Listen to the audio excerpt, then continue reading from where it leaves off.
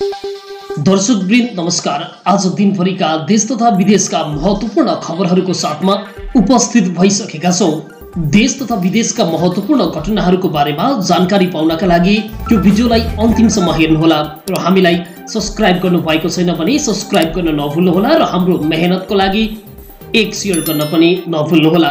आजका मुख्य खबरहरू।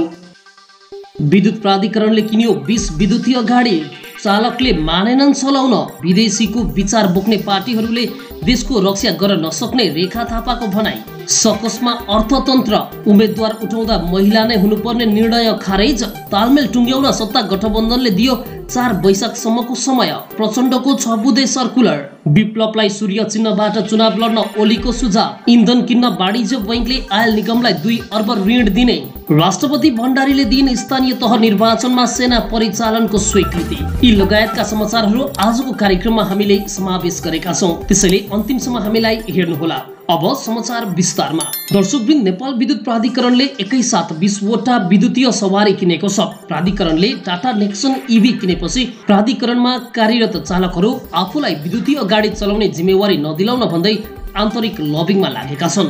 विद्युतीय सवारीमा तेलको सुविधा पनि नपाइने र मर्मत सम्भार शुल्क ज्यादै न्यून हुने भएकाले अतिरिक्त आम्दानी गुम्ने डरले चालकहरू त्यस्ता सवारी आफूले नचलाउने गरी व्यवस्था गरिदिन प्राधिकरणको उपल्लो तहका अधिकारीहरूलाई आग्रह गरिरहेका छन्।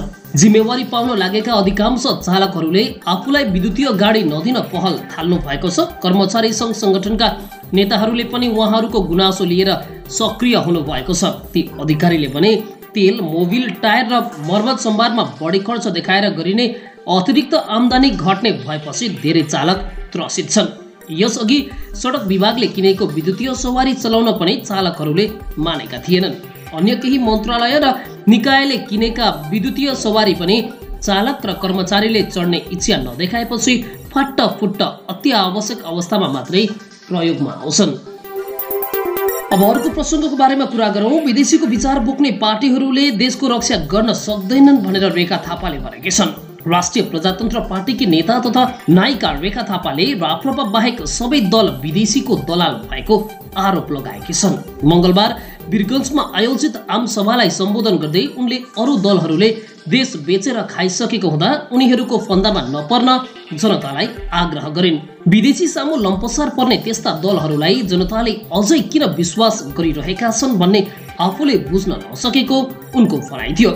यिनीहरू सबै विदेशी दलालहरू हुन्। मैले भन्नुपर्दा हुन त यो भाषा एकदमै असभ्य लाग्ला। अन्य दलहरूप्रति लक्षित गर्दै उनले भनिन्, तर मैले देख्दा विदेशीसँग लम्पसार पर्ने यी दलहरूप्रति तपाईहरू किन विश्वास गर्नुहुन्छ? नेपाली जनता किन विश्वास गरेका छन् मैले बुझ्या छैन, थापाको भनाइ छ। विदेशीको विचार बोकेर हिँड्ने पार्टीहरूले देशको रक्षा गर्न नसक्ने थापाको भनाइ थियो। राप्रपा देशको मौलिक पार्टी भएकोले आफूले राप्रपा रोजेको उनले बताइन्। अब अर्थतन्त्रको कुरा गरौँ। चालु आर्थिक वर्षको फागुनसम्म आइपुग्दा देशको आर्थिक र वित्तीय स्थिति चापमा देखिएको छ। नेपाल राष्ट्र बैंकले मंगलबार सार्वजनिक गरेको 8 महिनाको तथ्याङ्कले अर्थतन्त्र सहज अवस्थामा नरहेको देखाएको हो। अघिल्लो वर्ष फागुनमा 3.03% रहेको मुद्रास्फीति यो फागुनसम्म 7.14% पुगेको छ, जबकि चालु आर्थिक वर्षको मौद्रिक नीतिले राखेको मुद्रास्फीतिको लक्षित सीमा 6.5% हो। यसरी मुद्रास्फीति वात्तै बढ्नुको कारणमा भने आन्तरिक भन्दा बाह्य कारण प्रमुख रहेको छ। पछिल्लो समय बढ्दो रुस युक्रेनले प्रभाव विश्व बजारमा पर्दा सोको दबाव नेपालमा समेत पर्न गएको हो। अब अर्को प्रसङ्ग चुनावको प्रसङ्ग छ। निर्वाचन आयोगले स्थानीय तहको प्रमुख र उपप्रमुख वा अध्यक्ष र उपाध्यक्ष पद मध्ये कुनै एक पदमा मात्रै उम्मेदवारी दिने राजनीतिक दलले महिलालाई उठाउनु पर्ने भने यसअघि गरेको निर्णय खारेज गरेको छ। राजनीतिक दलहरूले यस्तो व्यवस्थाको विरोध गर्दै ध्यानाकर्षण नै गराएपछि आयोगले निर्णय सच्याएको छ। अब गठबन्धनको कुरा गरौँ। तालमेल टुङ्ग्याउन सत्ता गठबन्धनले 4 वैशाखसम्मको समय दिएको छ। सत्तारूढ गठबन्धनले स्थानीय तहको निर्वाचनका लागि तालमेलको खाका टुङ्ग्याउन 4 वैशाखसम्मको समय सीमा तोकेको छ। गठबन्धनका शीर्ष नेताको मंगलबार बसेको बैठकले स्थानीय तहमा हुने तालमेल टुङ्ग्याउन जिल्ला समितिलाई 4 वैशाखसम्मको समय दिएको हो। यसअघि चैत मसान्तभित्र तालमेल टुङ्ग्याउन समय दिएको थियो। प्रधानमन्त्री निवास बालुवाटारमा बसेको बैठकले वैशाख 4 भित्र उम्मेदवार टुङ्गो लगाउन निर्देशन दिने समझदारी भएको काङ्ग्रेस नेता कृष्ण प्रसाद सिटौलाले जानकारी दिए। सत्ता गठबन्धनको बैठकबाट बाहिरिने क्रममा नेता सिटौलाले भने गठबन्धनका दल बीचमा वैशाख 4 गते भित्र उम्मेदवार टुङ्गो लगाउन स्थानीय तहका कार्य समितिलाई निर्देशन दिने कुरा भएको छ।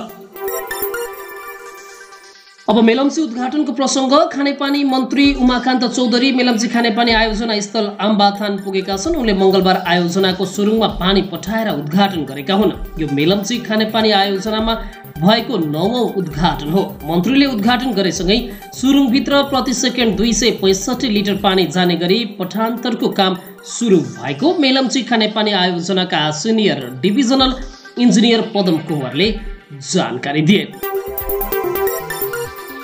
अर्को प्रसङ्ग। नेकपा माओवादी केन्द्रका अध्यक्ष प्रचण्डले स्थानीय तह निर्वाचन केन्द्रित 5 बुँदे विशेष सर्कुलर जारी गरेका छन्। केन्द्रीय कार्यालयको तर्फबाट प्रचण्डले स्थानीय तहका उम्मेद्वार छनौटका लागि आवश्यक विधि र प्रक्रिया अवलम्बनका लागि मातहतका कमिटीमा सोमबार सर्कुलर पठाएको एक नेताले जानकारी दिए। ती नेताका अनुसार सर्कुलरमा पार्टीको तर्फबाट स्थानीय तहमा उम्मेद्वार हुनेहरूको नाम वैशाख 5 गते भित्र सिफारिस गरिसक्न भनिएको छ। यस्तै स्थानीय तहमा केन्द्रको स्वीकृति बिना आफू खुसी गठबन्धन तोड्न रोक लगाइएको छ। अर्को प्रसङ्ग। नेकपा एमालेका अध्यक्ष केपी शर्मा ओलीले स्थानीय चुनाव सार्ने षड्यन्त्र भइरहेको बताएका छन्। मङ्गलबार ललितपुरमा आयोजित नयाँ वर्ष शुभकामना आदान प्रदान कार्यक्रमलाई सम्बोधन गर्दै अध्यक्ष ओलीले 5 दलीय गठबन्धनलाई प्रतिगामी तत्त्वको संज्ञा दिँदै चुनाव सार्ने षड्यन्त्रमा लागेको बताएका हुन्। प्रतिगामी तत्त्वहरू अहिले पनि चुनाव सार्ने कोसिस गरिरहेका छन्। चुनाव सारेर स्थानीय तह रिक्त गरिदिने लोकतन्त्र रहन्छ र लोकतन्त्र समाप्त पार्ने ओलीले 2059 सालमा पनि शेरबहादुर देउवाले त्यसै गरेको बताएका छन्। उनले देउवालाई आग्रह गर्दै भने यसपटक शेरबहादुर जीको त्यो खराब रेकर्ड नदोहोरियोस्। उनले प्रधानमन्त्री देउवासहित प्रचण्ड माधव चुनाव रोक्ने षड्यन्त्रमा लागिसकेको दाबी समेत गरेका छन् र उनले विप्लवलाई सूर्य चिन्हबाट चुनाव लड्न सुझाव दिएका छन्। अर्को प्रसङ्ग। इन्धन किन्न वाणिज्य बैङ्कले आयल निगमलाई 2 अर्ब ऋण दिने भएको छ। दर्शकवृन्द, पेट्रोलियम पदार्थ आयातका लागि नेपाल आयल निगमलाई राष्ट्रिय वाणिज्य बैङ्कले 2 अर्ब ऋण उपलब्ध गराउने भएको हो। आगामी अप्रिल 23 तारिकमा यो महिनाको दोस्रो किस्ता बापत तिर्नुपर्ने रकम अभाव भएपछि ऋण प्रक्रिया अघि बढेको आयल निगमले जनाएको छ।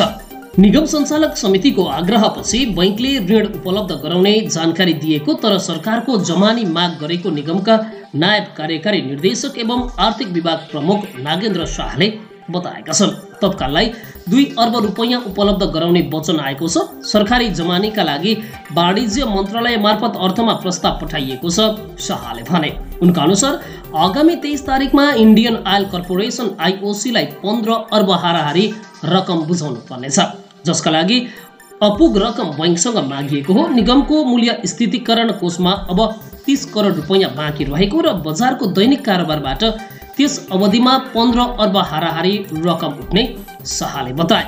बजारबाट उठेको रकमको केही रकम राजस्वमा पनि जाने भएकाले अपुग रकम माग गरेका हौं। अर्थले ग्यारेन्टी दिए ऋण माग बराबरको रकम प्राप्त हुनेछ, शाहले भनेका छन्। अब अर्को प्रसङ्ग। राष्ट्रपति विद्यादेवी भण्डारीले आगामी वैशाख 30 गते हुने स्थानीय तह निर्वाचनमा सेना परिचालन गर्न स्वीकृति दिएकी छन्। नेपाली सेनाको परमाधिपति समेत रहेकी राष्ट्रपति भण्डारीले मङ्गलबार संविधानको धारा 66 को उपधारा 2 अनुसार सुरक्षा परिषद र मन्त्री परिषदको सिफारिसमा स्थानीय तह निर्वाचनमा सेना परिचालनको स्वीकृति दिएकी हुन्। सुरक्षा परिषदले गत चैत्र 17 गते एकीकृत सुरक्षा योजना अन्तर्गत सेना परिचालनका लागि राष्ट्रपतिसँग सिफारिस गरेको थियो। त्यस्तै मन्त्री परिषदले चैत्र 24 गते सेना परिचालनका लागि राष्ट्रपतिसँग सिफारिस गरेको थियो। हवस् त दर्शकवृन्द, आजका लागि हाम्रा समाचारहरू यति नै रहेका छन् र यस्तै दैनिक नयाँ समाचारहरू हेर्न अनि सुन्नका लागि हाम्रो च्यानललाई सब्स्क्राइब गर्न नभुल्नुहोला। भोलि पनि यही समयमा हाम्रो भेट हुने नै छ। तबसम्मका लागि बिदा चाहन्छौँ। नमस्ते।